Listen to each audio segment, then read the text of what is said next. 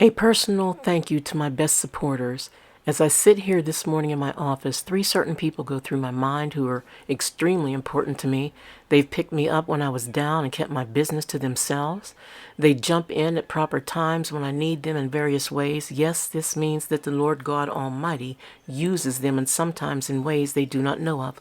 This is not a decree for them to dedicate their entire lives to New Birth Ministries. I wouldn't do that. This is a public thank you, and I love you for all to see exactly who has my back so others can't pretend that they do or did.